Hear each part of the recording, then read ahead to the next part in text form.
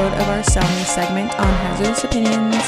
Before I get into the episode, I just want to say a big way you can help us out is by following us and giving us a 5-star review wherever you get your podcasts. Also, reach out to us at hazardousopinionspod@gmail.com or on our socials like Hazardous Opinions Pod, which is our Instagram, and Discord. We appreciate you, and now on to my Sell Me of Ginger Snaps from 2000. Okay, so Ginger Snaps is directed by John Fawcett. Don't know him or anything else he's done, but I'm glad he made this one. And is starring Catherine Isabel as Ginger, who you probably recognize from American Mary, another absolute hidden gem and one of my favorites. Freddy vs. Jason, and she's a side character on a lot of stuff, but those are the ones I always think of her in. Her sister Bridget, who's played by Emily Perkins, who is young Beverly on the TV adaptation of It from 1990. She's also the front desk clerk at the Planned Parenthood on Juno, the goth one that gives her the condom that tastes like grape suckers. So I love her and that. Ginger Snaps is about two death and macabre obsessed sisters named Ginger and Bridget, like I just mentioned, in 2000s Canada. And although it's the year 2000, it does not feel dated at all. The movie starts out with us finding out that people's dogs are being mauled by a creature deemed the Beast of Bailey Downs, which is the town that these two live in. The sisters are not the same age, but they're in the same grade because Bridget skipped a grade. As they're walking home one night, Ginger gets her period and is attacked by a werewolf, which we can assume is the dog killer, much like a shark attack to blood and water. But after that happens, Bridget and Ginger's family and their school peers, I wouldn't say they're friends, but people they go to school with, think Ginger is changing because of her hormones, but Bridget has it in her head that Bridget was bit and is turning into a werewolf. You know, dealing with mood swings, hair in new places, typical teenage girl stuff, you know. Yeah, Bridget is set on finding a cure for Ginger with the help of a newfound friend named Sam, who hit the creature with his ven that bit Ginger the night it happened. But anyways, my old supervisor told me to watch this years ago when we worked together because it was one of her favorites and I had never seen or heard of it before. She literally had it on VHS that she would watch every year. So I went home one fall and I was absolutely floored when I watched it because I hadn't seen it before and it instantly became a favorite and a yearly rewatch for me. As someone who has sisters myself, obviously it hit home that you'd do anything to protect and save them if they were in the situation Ginger is. And I just really related to them also being quote unquote the weird girl in school for liking horror and just weird shit in general. I even built I'd even go on to build horror dioramas in middle school. Thankfully my teachers were really supportive of that. I didn't really have someone in school who was like that with me. So although I did have friends, I was still very much an outcast.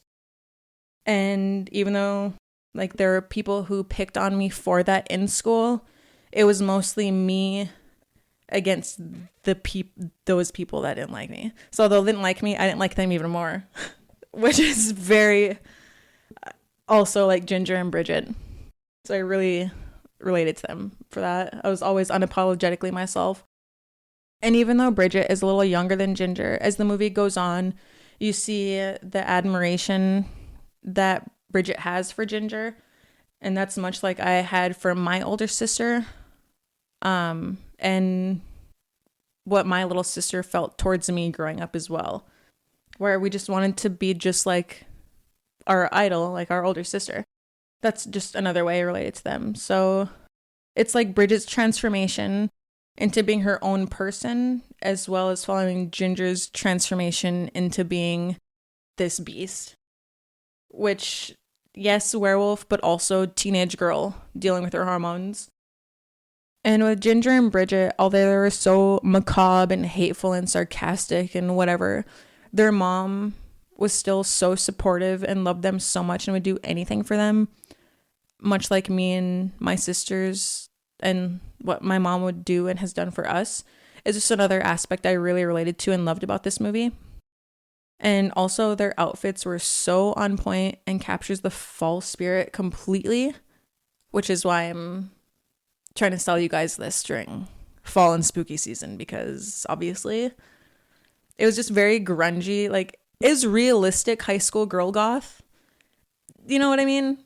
Like long skirts, stuff you find at thrift stores, whatever. It really stuck with me.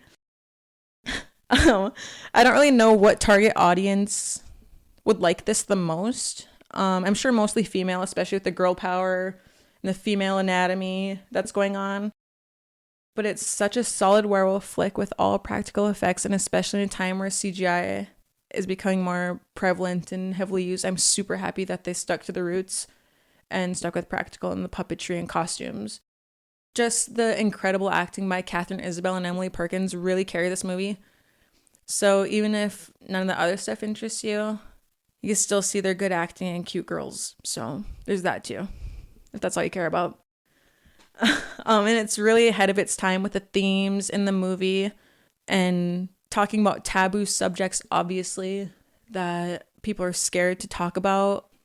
And I like to sometimes recommend this movie to people that have young daughters that are also trying to get into horror. Like, it's about puberty, honestly.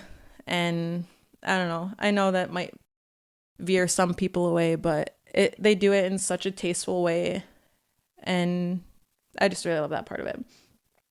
There is lots of gore in the movie. Real gore and fake gore, which you'll get into when you watch the movie, which makes a lot of sense, which was another thing that I really loved about it.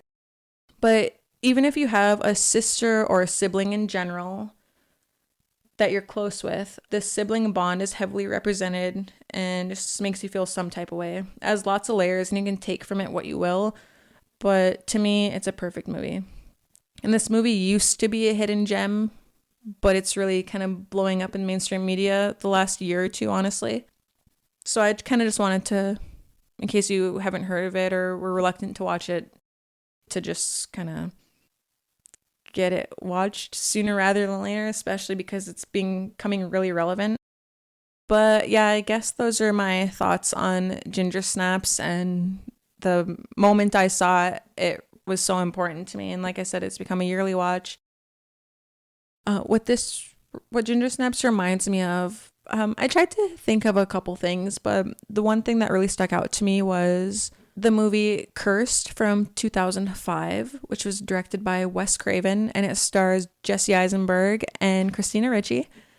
And also, they get attacked by, unknowingly, a werewolf, and follows just their transformation as well.